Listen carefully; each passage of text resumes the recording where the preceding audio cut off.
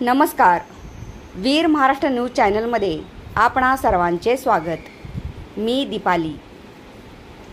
धाराशिव येथे धनगर समाजाच्या वतीने धनगर समाजांना एसटीमधून आरक्षण देऊन प्रमाणपत्र वाटप करण्यात यावे या मागणीसाठी जिल्हाधिकारी कार्यालयासमोर आमरण उपोषण करण्यात येत आहे.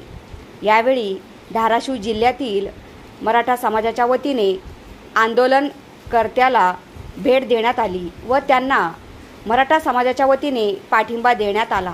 भेट दिल्यानंतर मराठा समाजाच्या कार्यकर्त्यांच्या वतीने सरकारचा निषेध व्यक्त करण्यात आला व सरकारवर हल्लाबोल करण्यात आला. यावेळी मराठा समाजाचे असंख्य कार्यकर्ते उपस्थित होते.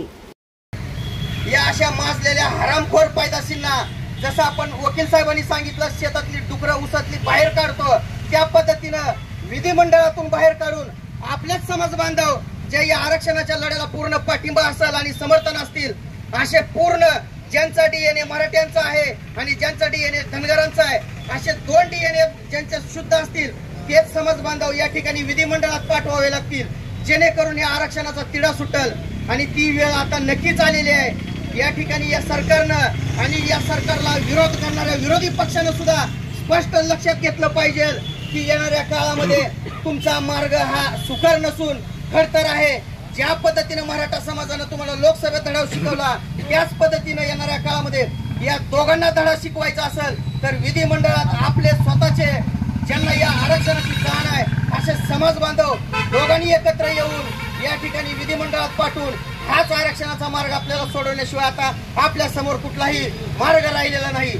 बास झाले आता हे उपोषण रस्त्यावर उतरायचं. यांना जर या ठिकाणी मतदानाची ताकद कळत असेल तर आपणच आपले बांधव या ठिकाणी उभा करून येणाऱ्या काळामध्ये हा आरक्षणाचा मार्ग आपण आपल्यासाठीच सोडवल्याशिवाय आता या ठिकाणी दोन्ही समाज बांधवांना उभा राहून पाठीमागे सरू नये.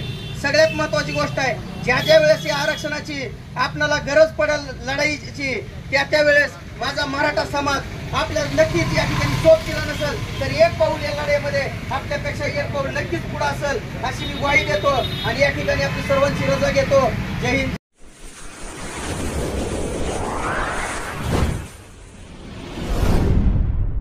वीर महाराष्ट्र न्यूज चॅनलला लाईक आणि सबस्क्राईब करा. धन्यवाद.